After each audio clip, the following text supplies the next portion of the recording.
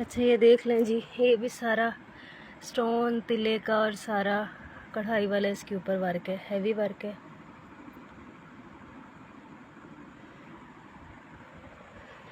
सारा काम है इसका।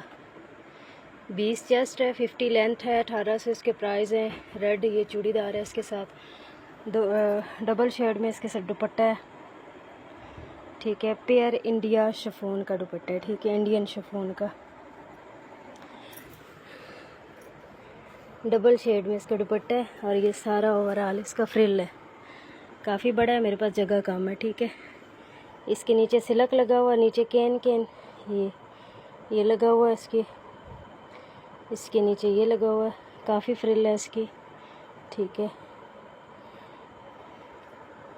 ये सिलक है और इसके ऊपर नेट है।